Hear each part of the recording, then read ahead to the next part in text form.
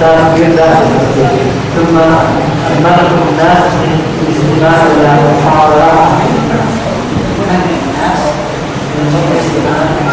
Apa seperti pertanyaan ini dari yang kedua, apa maksudnya berkumpul di masjid atau mengumpul di dalam masjid, kemudian apa hukumnya bila melarang orang mendengarkan kajian salafi atau sunnah?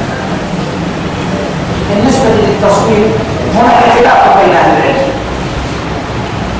فمنهم من يرى أن التصوير محرم لأنه نهى النبي صلى الله عليه وسلم، ومنهم من يرى أن التصوير الذي جاء في الأحاديث ليس هذا هو التصوير، بل هو الرسم والنحت الذي ينحت به الحجارة وتنحت به الأخشاب، فهذا هو التصوير. Tentang masalah berfoto ada dua pendapat ulama yang mengatakan tentang hukumnya. Pendapat pertama mengatakan berfoto itu hukumnya haram karena Rasulullah melarang taswir dalam satu hadis beliau. Itu pendapat pertama. Pendapat kedua mengatakan taswir hukumnya boleh. Mengapa? Karena taswir yang dimaksud dalam hadis tersebut bukan berfoto ini, tetapi taswir melukis dengan tangan berupa lukisan kita bikin sendiri atau mengakar di kayu atau di batu. ولذلك إذا قلنا بالتحريم نحرمه داخل المسجد وخارجه، وإذا قلنا بالإباحة أبحناه داخل المسجد وخارجه. Oleh karena itu jika kita berpendapat jika ada pendapat hukumnya haram, maka di dalam masjid atau di luar masjid hukumnya sama haram. Kemudian jika halal atau tidak berbeda dengan pendapat kedua bahwa taswir dimaksud itu bukan foto ini, maka kalau halalnya halal di luar maka di dalam pun menjadi halal. هذا بالنسبة للتصوير الفوتوغرافي. أما تصوير الفيديو فأغلب أهل العلم أغلبهم أجازوه لأن ما فيه من المصلحة ونشر العلم. Jadi perbedaan pendapat tadi tentang fotografi dengan tulisan foto atau gambar. Adapun dengan kamera, maka sebagian besar atau bisa dikatakan mayoritas ulama membolehkan. Ada tidak ada yang tentang mengapa karena kemaslahatannya sangat nyata sekali. أما السؤال الثاني من منع أن يحضر المحاضرة يقول من أظلم ممن منع مساجد الله أن يذكر فيها اسمه وسعى في خرابه، فهذا إثم عظيم أن تمنع الناس من العلم. Kemudian tentang pertanyaan kedua, maka kita tahu ayat Allah Subhanahu Wa Taala yang terjemahannya adalah siapakah yang lebih zalim daripada orang-orang yang melarang manusia untuk menyuarakan masjid Allah. Kemudian telah berusaha untuk membuat masjid itu menjadi tidak terawat, tidak termaafkan dan bahkan bisa berasal masjid itu tidak terawat dan bisa runtuh dengan sendirinya. Jadi ini sebuah perbuatan dosa.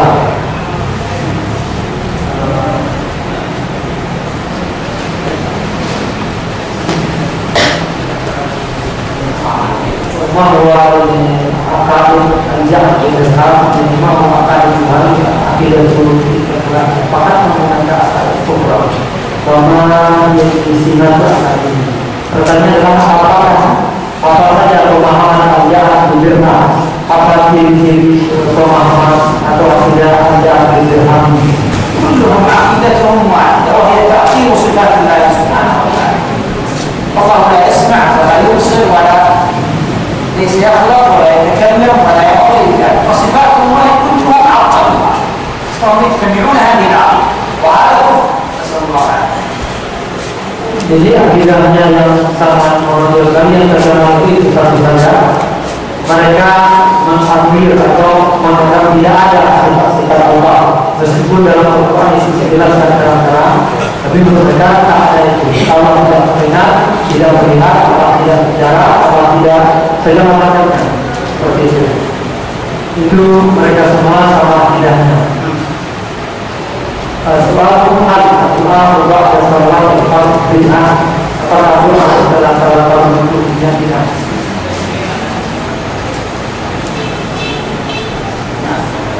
Hal Tuhan pada salah kita tidak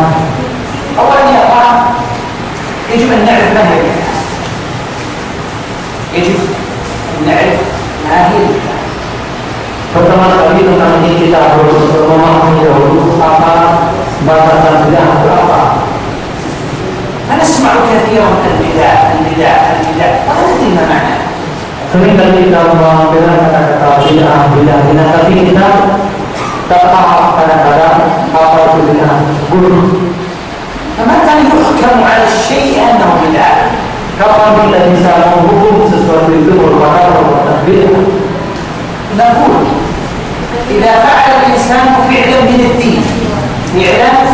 الدين لم يأت به النبي صلى الله عليه وسلم فهو بدعة.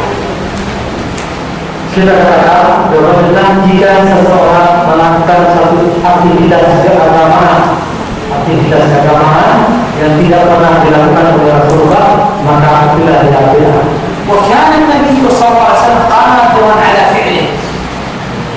Rasulullah sudah melakukannya, padahal beliau sanggup mungkin untuk melakukannya. ولم يفعل. Tetapi juga tidak melakukan. وجاء رجل يفعله اليوم. Kemudian ada orang pada hari ini atau saat ini melakukannya, فنقول بدعة. maka adalah yang kita katakan bid'ah. في الدين. Dalam konteks agama.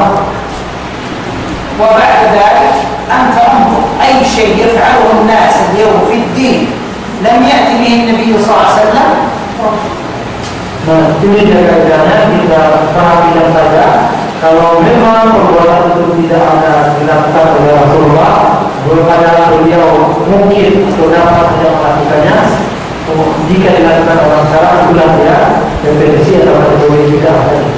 فإذا رأينا رجلا أخطأ أن نبين له هل هذا جاء به النبي صلى الله عليه وسلم أو لم يأتي به.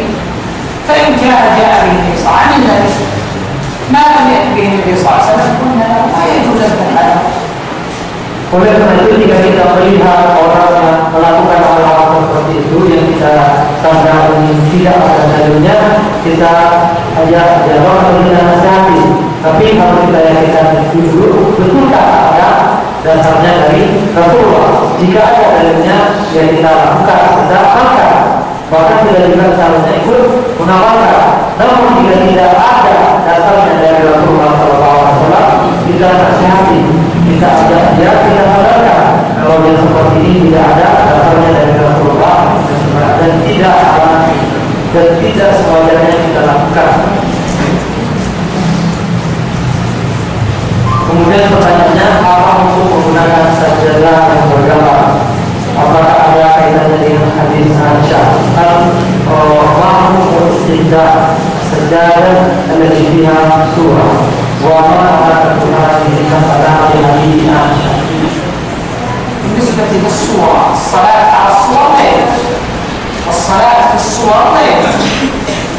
الصلاة في الصور هذا كله لا يجوز، لأن الصور هنا رسمت رسما.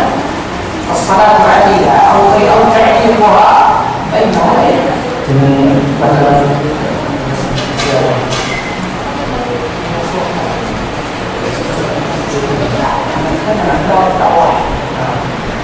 Jadi kalau sholat menghadap sujud ke arah yang ada gambar, artinya gambar makhluk bernyawa. Kalau kita kan gambarnya gambar masjid, tidak gambar bernyawa, itu tidak boleh. Juga sholat dengan pakaian bergambar gambar makhluk bernyawa tadi, kata manusia tersebut tidak boleh. Itu yang kita dengan hadis Aisyah.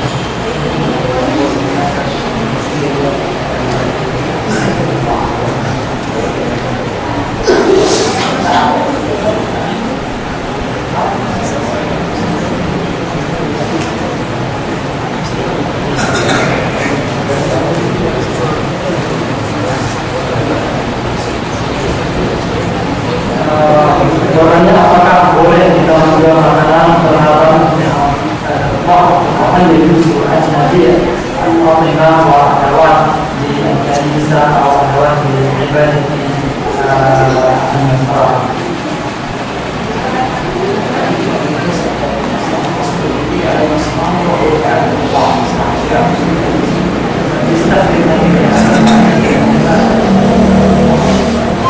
Dia bertanya apakah diperbolehkan menjual makanan atau peralatan keperluan ke ini untuk gereja peribadatan perayaan agama mereka.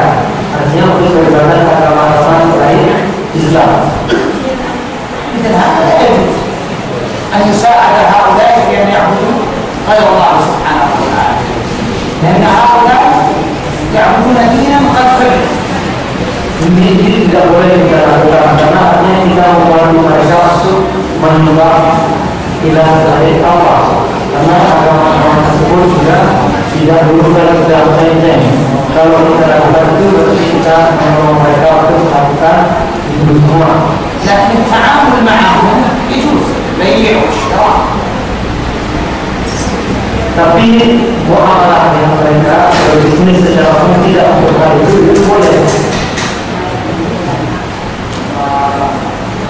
Pada Al-Quran ada makhluk, ada di Al-Quran ada makhluk, ada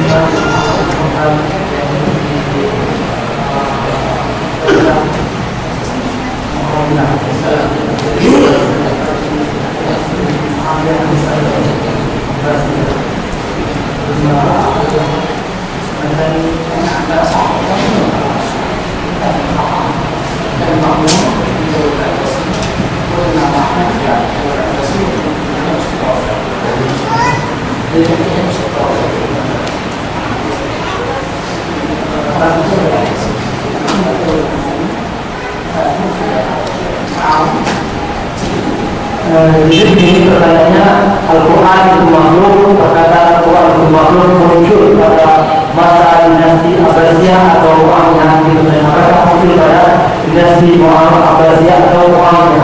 Karena dari sumber yang saya baca, Al-Ma'mun khalifah pada dinasti Umayyah.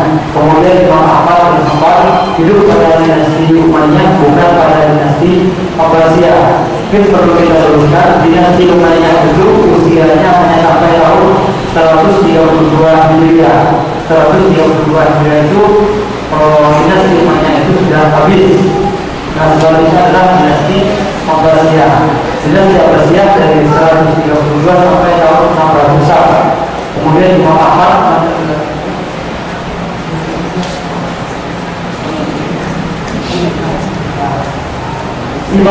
sendiri meninggalnya pada tahun 246 Hijriah. 246 Hijriah. Maka usia seluruh kata-kata akhirnya tahun 190 berapa? Ya, sebanyak-banyak usia walaupun lebih dari sampai 100 tahun tetap setelah berakhirnya dalam dinasti Umayyah. Jadi Imam Ahmad hidup pada dinasti Abbasiyah, bukan pada dinasti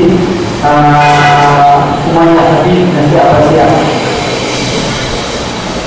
Kalau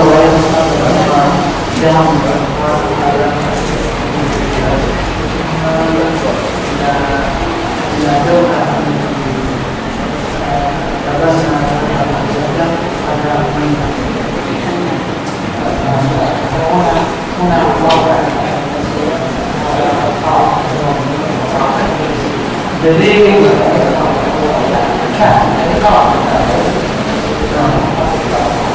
kemudian juga pertanyaan kedua, kemudian Syahab bin Safwan adalah tokoh pendiri Mu'tazilah dan dinasti yang bernama Mu'tazilah adalah dinasti Umayyah. Ini juga dulu ya dari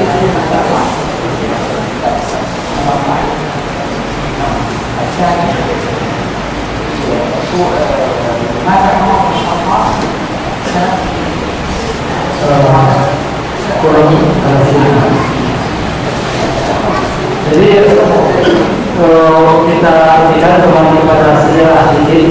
Umar bin Khattab beliau meninggal sekitar tahun 30-an, 30 Hijriah itu.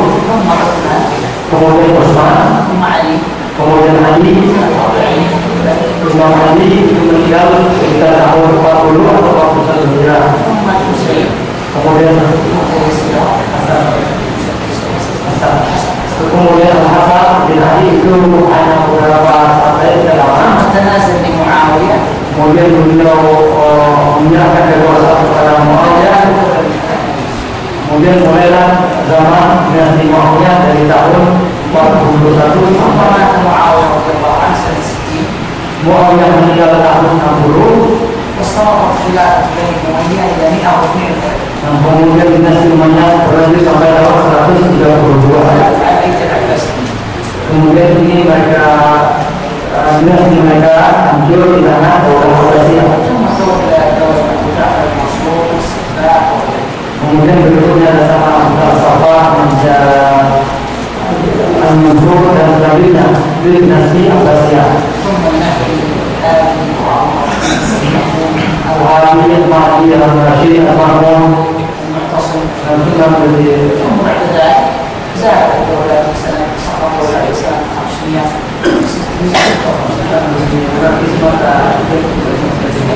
المعمول بدأ تقريبا سنة 228.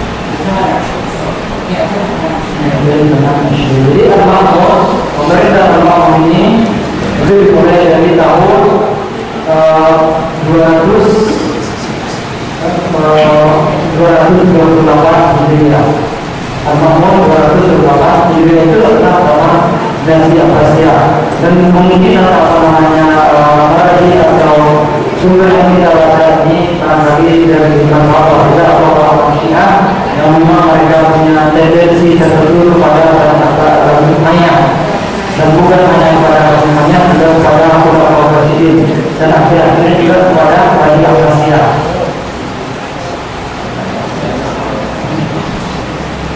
Kalau memang kuasa yang akan diambil tidak sedang dinasti karena ولذلك نقول بالنسبة للكتاب المناسب للعلم هو أن تعرف العلماء الربانيين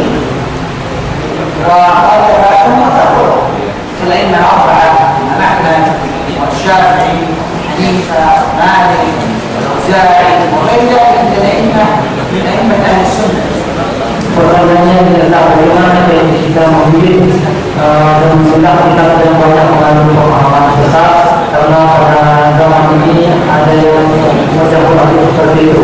Karena orang beliau untuk memilah kita lihat siapa penulisnya supaya kita tidak terjebak dan kita ragu-ragu, pegang saja ulama-ulama yang sudah tidak ragu lagi seperti maksudnya apa itu Imam Abu Hanifah, Imam Malik, Syafi'i, Imam Ahmad, dari mereka semua ada Imam dan lain sebagainya.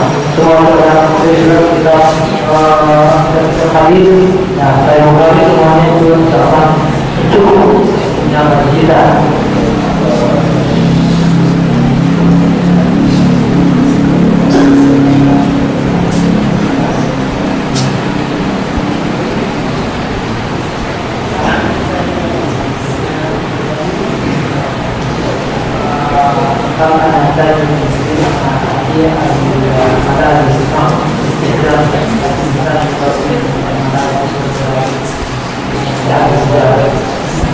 Ini pertanyaannya adalah dari seorang pendagang pedagang yang memakai alat pajangan maupun terbuka atau sesuatu sebagai pajangan apa pun.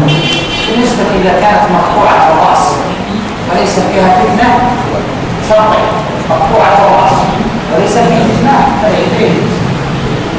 Ini saran kedua, kalau kita memakai pajangan harus tanpa kepala, karena tanpa kepala kita bisa duduk. Kemudian kedua, tidak menimbulkan syahwat. Karena orang macam-macam dari satu tidak bisa syahwat, tidak menimbulkan fitnah. Jadi kalau dua kedua ini terpenuhi, tidak apa-apa. Tapi kalau salah satu ini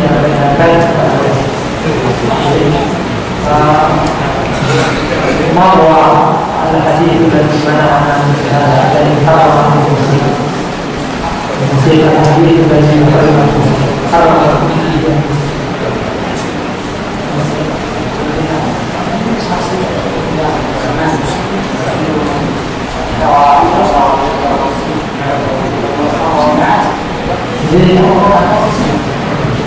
jadi pertanyaannya apa hadis Rasulullah yang mengatakan musik, kemudian bagaimana dengan musik-musik yang bisa dibawa musik karena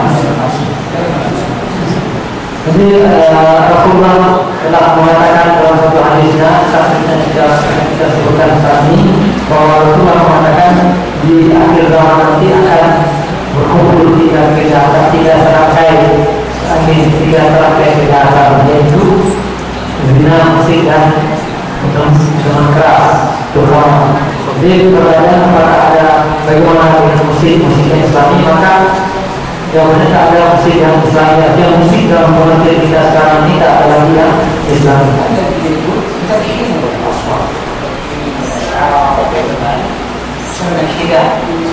Yang dibolehkan adalah melakukan syair tertentu, atau misalnya seperti orang baca Quran yang kita suaranya itu boleh. Di dalam masyarakat sebelumnya tidak, bukan berzina, bukan musik, bukan musik tidak, itu dibolehkan. Jadi syair-syair saja yang dibolehkan, tapi juga lihat jangan sampai isinya pun mengandung ya. Jadi kalau mau dikatakan musik yang seperti dalam lagu-lagu dan tanpa musik.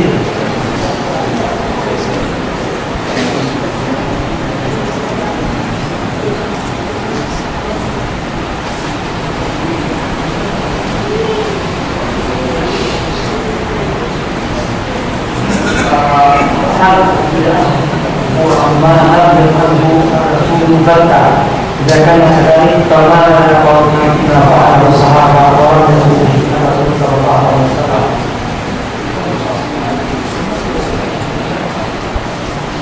Nah, ini pertanyaan, apakah tidak itu sesuatu yang tak pernah dibuat oleh Rasulullah SAW? Jika memang demikian, bagaimana halnya dengan yang dilakukan oleh para sahabat setelah atau setelah sahabat atau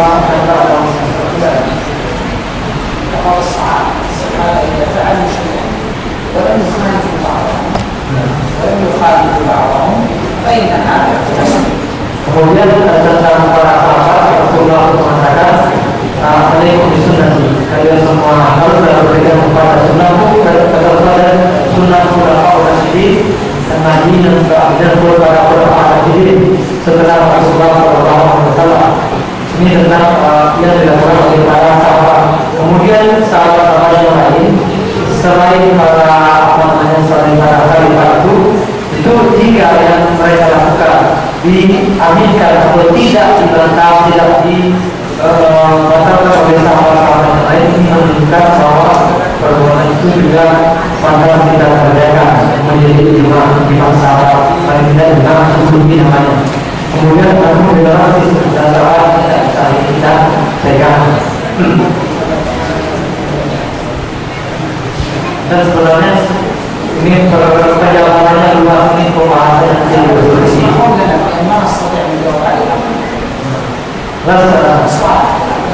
Akhir kalau ini masih banyak, tapi sebenarnya tidak banyak sekali. Tapi baru ini adalah pertanyaan terakhir. Karena juga ada keterbatasan suara, kemudian juga fisik tentunya. Hal dulu karena ini dan bersyukur Al-Quran bahwa dulu karena ini maklum ada kita dari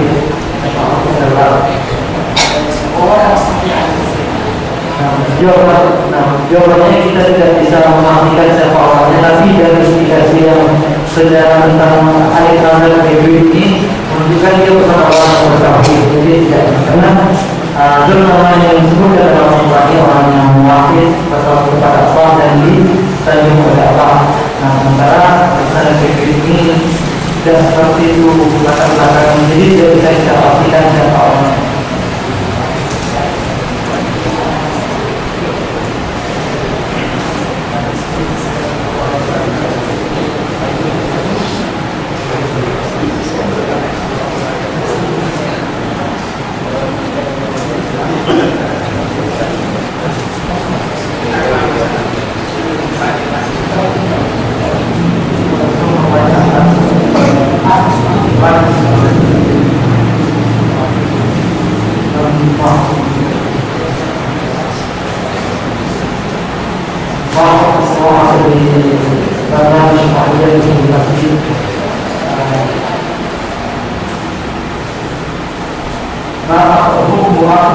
برنامج معين في المسجد ini yang juga disertai dengan keadilan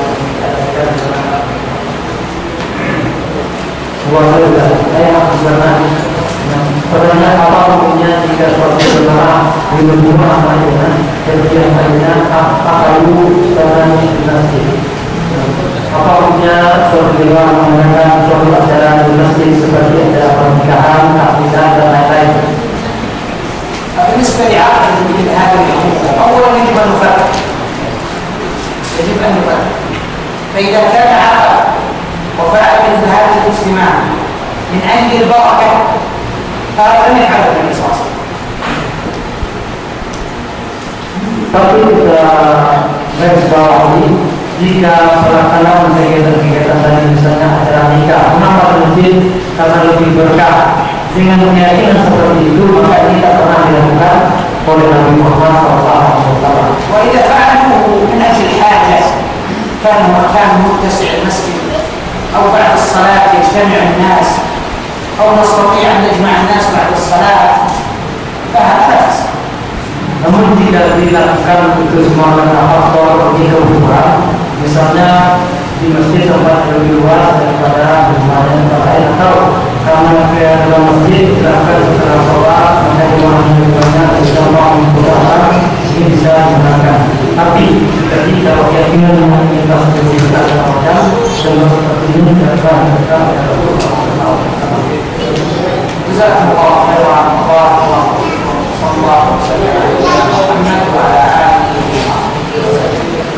demikian dengan kita doakan kepada Allah memberikan kepada yang sangat besar kita.